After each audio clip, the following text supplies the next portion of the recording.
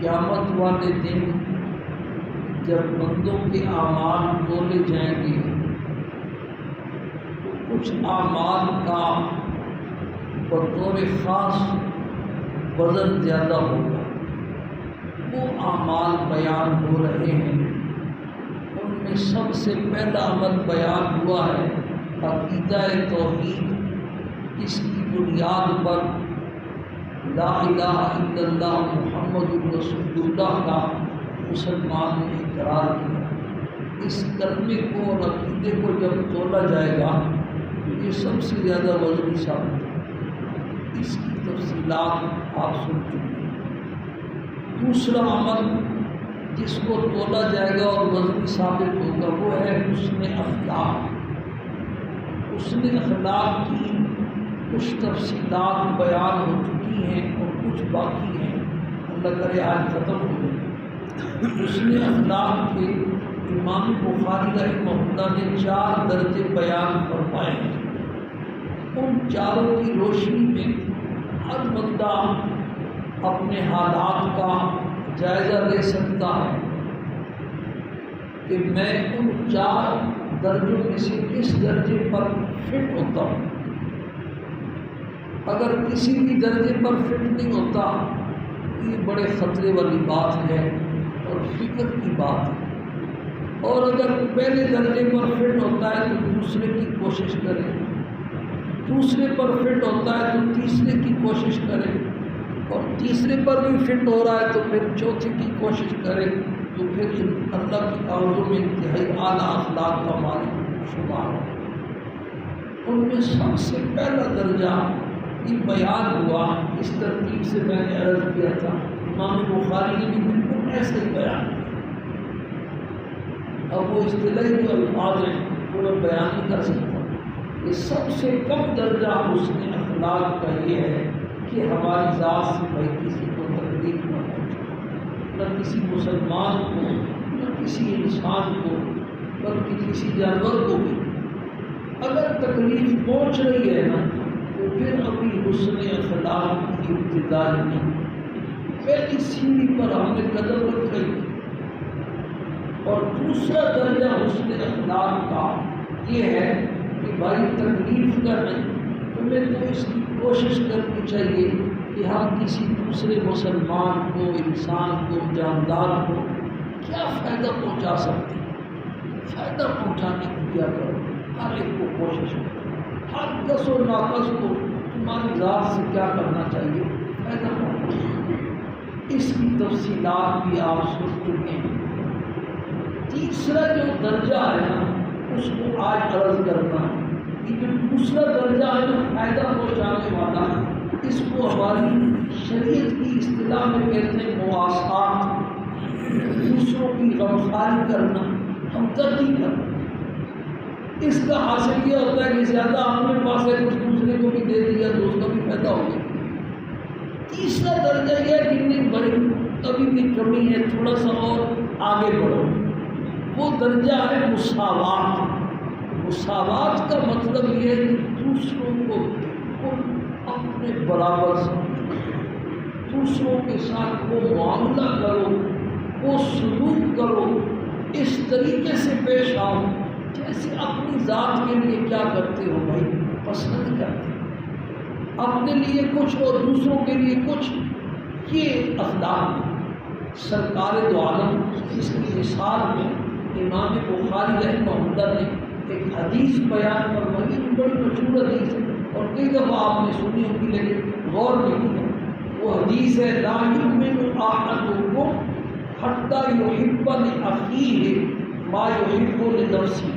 تو ان میں سے کوئی آدمی اس وقت تک کامل مومن نہیں ہو سکتا جب تک اپنے مسلمان بھائی کے لیے وہی کچھ پسند نہ کرے جو اپنے لیے کیا کرتا ہے، پسند کرے۔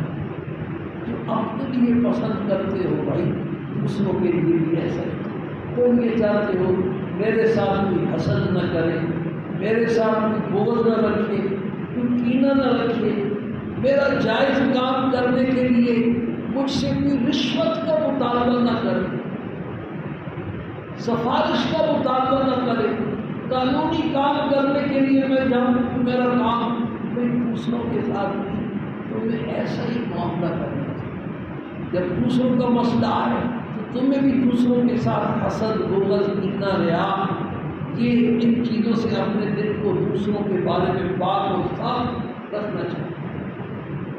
تم یہ چاہتے ہو کہ میری بیٹی اور میری بہن جس گھر میں ہے اس کے سسرال والے، اس کا شوہر، ساس سسر اور نندے اس کو تنگ نہ کریں، تو بھائی دوسروں کی بیٹی بھی تو تمہارے گھر میں ہے، تمہیں بھی چاہیے کہ تم بھی دوسروں کی بیٹی کو پریشان کرو۔ یقین مانے میرے سامنے قرآن پڑا ہوا ہے، اللہ نے انبیاء علیہ السلام کو انسان بنایا، اور انبیاء کے جو وارث ہیں مولوی، ان کو بھی اللہ نے انسان بنایا تاکہ انہیں انسانوں کے مسائل کا ایک اندازہ ہوتا ہے۔ یہ محلے کی پوری سٹوری ہمارے پاس ہوتی ہے، وہ عجیب و غریب سٹوریاں ہوتی ہیں، اور خاندان والوں کی جو سٹوری ہے وہ تو میں آپ کو بتا نہیں سکتا۔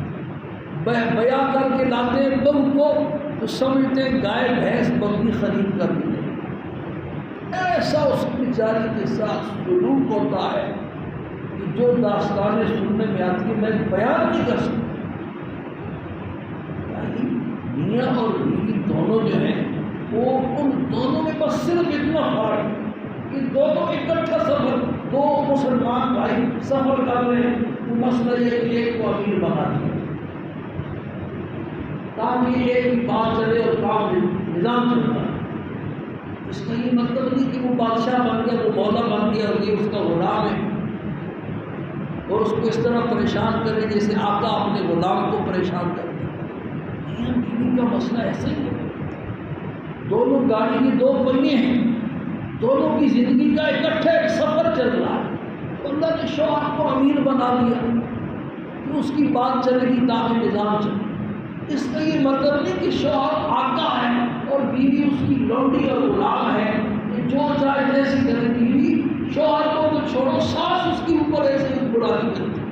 سکی خالہ جب تک خالہ رہتی ہے تو خالہ بھاٹی کا رشتہ اس کو یاد رہتا ہے، جیسی بیاہ کر کے لاتی ہے تو اس کی نگاہیں بدل جاتی ہیں، وہ ساس بن جاتی ہے۔ کوئی واقعہ ہمارے اپنے ساتھ ہے، میں بتا نہیں سکتا آپ کو کہ عورتیں چونکہ کمزور ہوتی ہیں، جتنی جو ہے نا اللہ پاک نے ان کو قرآن، اس لیے اللہ نے کسی عورت کو قرآن بنانے سے منع کیا اور فرمایا کہ جب تمہارے امور تمہاری عورتوں کے حوالے ہوں گے تو پھر زمین کا پیٹ تمہارے لیے زمین کے پشت سے بہتر ہے، پھر تمہارے لیے مر جانا بہتر ہے۔ عورتیں کیا ہوتی ہیں؟ کمزور ہوتی ہیں۔ یہ ساری باتیں بھی گھروں میں جا کر کے یہ بھی کسی کی بیٹی ہے، یہ بھی کسی کی بہن ہے، اور یہ بھی کیا ہے؟ انسان ہے۔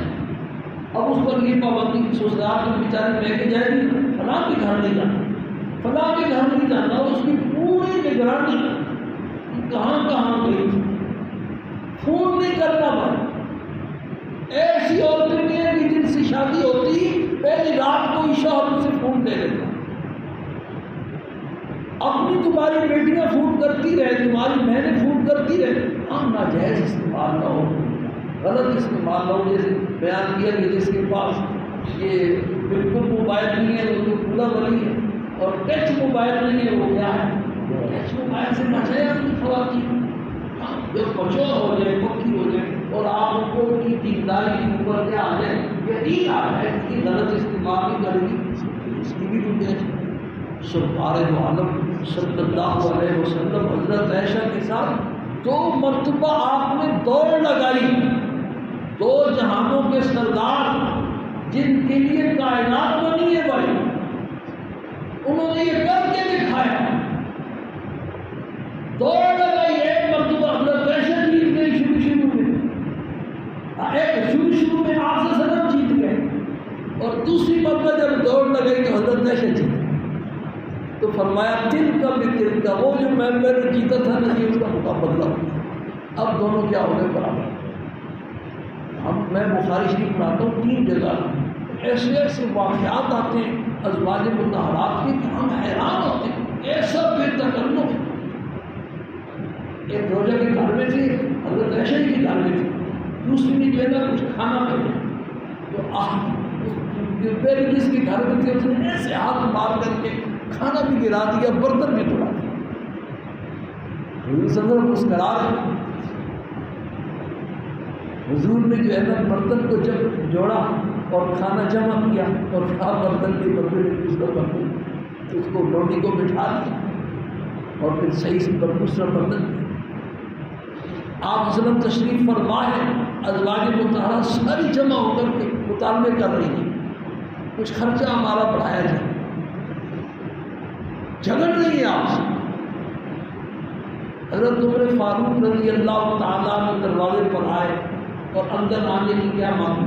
اجازت۔ جیسی حضرت عمر فاروق کی آواز سنی ساری بھاگ کر کے پردے کے پیچھے چلی۔ حضرت عمر فاروق کو اندر آنے کی اجازت مل گئی۔ حضرت عمر فاروق اندر داخل ہوئے تو دیکھا آپ مسکرا رہے ہیں، تو انہوں نے عرض کی الحق اللہ سنک، اللہ پاک ہمیشہ ہم کو اس طرح مسکراتا رہے، اللہ کے پیغمبر کیا بات پیش ہے؟ تو انہوں آپ نے ارشاد فرمائی ساری بیٹھی میرے ساتھ لڑ رہی تھی، تیری آواز سنی تو یہ ساری بھاگ کے پردے کے پیچھے چلی گئی، عمر کو دیکھ کے تو شیطان بھی بھاگ گیا۔ حضرت عمر فاروق نے وہیں سے ازواج مطہرات کو مخاطب کر کے کہا یا عبد الواقعات کو سے بولنا اتحبنی ولا تحبن رسول اللہ صلی اللہ علیہ وسلم، اے اپنی جانوں کی دشمنوں تم مجھ سے ڈرتی اور حضور سے بھی ڈرتی؟ تم نے کہا نام انت عبد واغلل، تم جو ہے نا بڑے سخت اخلاق کرتے ایسے واقعات احادیث میں آتے ہیں۔ ایک مرتبہ آپ ان کی اس طرح کے مطالبے پر ناراض ہو گئے اور 1 مہینے تک قسم کھا لی کہ میں گھر نہیں جاؤں۔ آپ کا ایک بالا خانہ تھا، اس بالا خانے میں اکیلے ہو گئے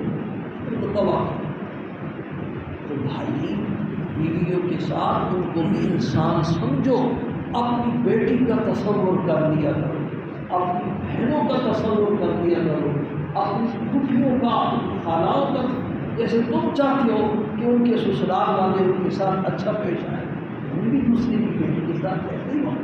اس طرح آپ چاہتے ہیں کہ میری ماں بہن کو غلط نگاہ سے نہ دیکھیں، بھائی دوسروں کی ماں بیٹیوں کو بھی تمہیں غلط نگاہ سے نہیں دیکھنا چاہیے، دوسروں کو اپنے برابر سے۔ ایک حدیث میں آتا ہے سرکار دو عالم صلی اللہ علیہ وسلم کے پاس ایک نوجوان آئے اور اس نے آ کر کے عرض کی اللہ کے پیغمبر مجھے زنا کی اجازت دی۔ زنا کی اجازت مانگی جا رہی ہے اور کس سے مانگی جا رہی ہے؟ حضور صلی اللہ علیہ وسلم سے۔ آپ کے سامنے کوئی بات نہیں کر سکتے، آپ بجائے غصے ہونے کے، ناراض ہونے کے، ڈانٹنے اور ڈبل کرنے کے، اس کو قریب کر کے آپ نے اس کے سر پہ ہاتھ رکھا اور ارشاد فرمایا کہ کیا یہ فعل تم اپنی ماں کے لیے پسند کرتے ہو؟ اس نے عرض کیا نہیں اللہ کے پیغمبر میرے ماں باپ آپ پر قربان ہوئے، میں اپنی بات کروں۔ آپ نے فرمایا اور لوگ بھی اپنی والدہ کے لیے یہ فعل پسند نہیں کرتے۔ پھر آپ نے اس کی بہن کا، بیٹی کا، خالہ کا، پھوپھی کا ایک ایک رشتہ دلوایا اس کو کہ تم ان کے لیے پسند کرتے ہو، تو تم جس کے ساتھ یہ فعل کرو گے وہ کسی کی ماں ہوگی، کسی کی بیٹی ہوگی، کسی کی بہن ہوگی، کسی کی خالہ ہوگی، کسی کی پھوپھی ہوگی، اور لوگ بھی تو ان کے لیے پسند نہیں کرتے۔ اس کے بعد آپ نے اس کے دل دعا مانگی اور اس کے دل پر بھی ہاتھ پھیلا، اس کے دل کو پاک اور صاف کر دیا، ایسا اس کا دل پاک اور صاف ہوا کہتے ہیں ساری نہیں تو بھائی حسن اخلاق کا تیسرا درجہ یہ ہے کہ تم دوسروں کو بالکل اپنے کیا سمجھو، برابر سمجھو، دوسروں کے ساتھ جو معاملات ہیں تمہارے وہ ایسے کرو جیسے اپنی ذات کے لیے کیا کرتے ہو، پسند کرتے ہو، تو پھر تم اخلاق کے اعلیٰ درجے یہ تیسرے درجے پر ہو۔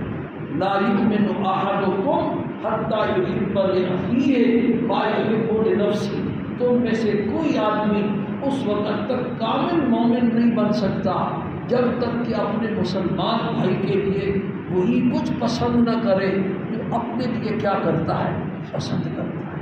اللہ پاک ہم سب کو یہ سارے اخلاق نصیب فرمائے۔ یہ اخلاق اگر ہمیں نصیب ہو جائیں تو ہمارا یہ معاشرہ جنت کا نمونہ، کہ ہمارے سارے مسائل روزمرہ کے گھر میں فتنہ ہے، لڑائی ہے، بے چینی ہے، پریشانی ہے، اس کی بنیادی وجہ کیا ہے کہ یہ اسلامی اخلاق اور اسلامی معاشرت ہماری زندگیوں سے نکل گئی.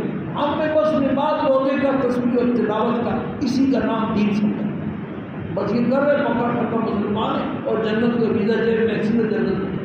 یہ ایک بات ہی پوچھی، ایک بلی کو ستانے پر ایک عورت جہنم میں انسان کو اشرف المخلوقات اور پھر ایک مسلمان حدیث میں آتا ہے کہ ایک مسلمان کو ناحق قتل کر دینا اللہ کے لیے پوری دنیا کو تباہ کر دینا یہ ہلکا ہے ایک ایمان والے کو ہلاک کر دینے کے بدلے. ایمان والا تو بڑا قیمتی ہے، قیمتی ہیرا ہے. اس لیے سوچ سمجھ کر کے اپنی زندگی ہمیں گزارنی چاہیے. اللہ پاک مجھے بھی اس کی توفیق دے اور آپ کو چوتھا درجہ آپ رہ گیا ہے وہ انشاءاللہ اللہ نے خیر میں آئندہ ہفتے اب درس پیر والے دن ہوگا تو انشاءاللہ وہ چوتھا